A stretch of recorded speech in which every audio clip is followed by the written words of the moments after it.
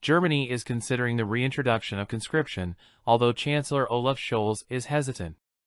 Defense Minister Boris Pistorius describes the aim as making the Bundeswehr war-ready, a significant shift from its current under-resourced state.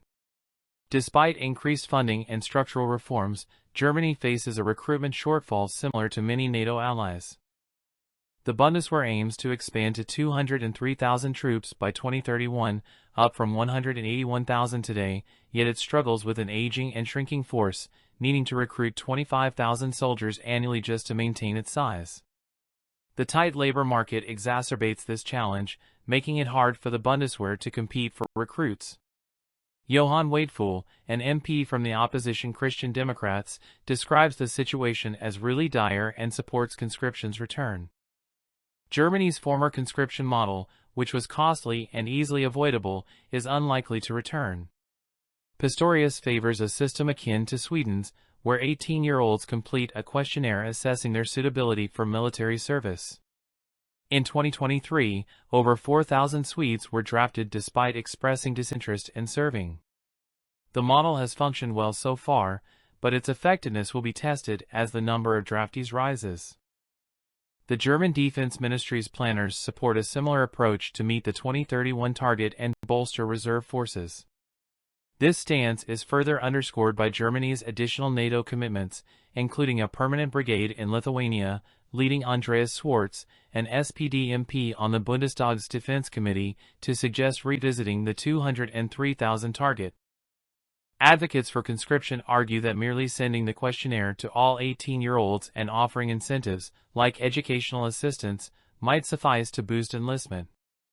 Matthaus Gemingen, a 23-year-old Bavarian, noted he might have enlisted if presented with the option after school. A friend found the discipline and training beneficial for transitioning to civilian life.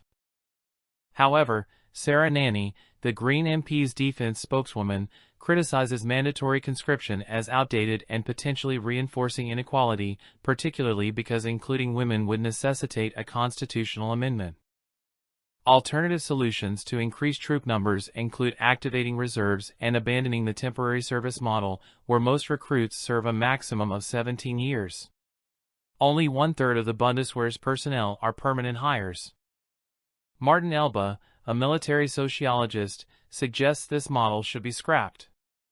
Nanni also highlights that sexism deters potential female recruits, with women comprising just 13% of troops. The number of young women interested in a military career has significantly decreased in recent years.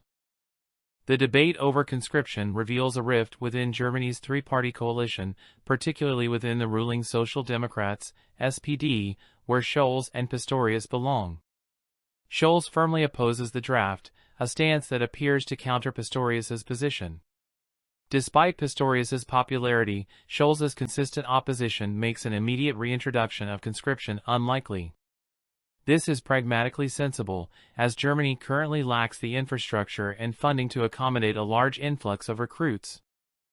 Additionally, the broader issue concerns convincing the public of conscription's value in enhancing national security and deterrence, a notion far from being widely accepted. In the context of upcoming European elections, SPD posters prominently feature Scholz under the banner of securing peace, indicating the party's current focus.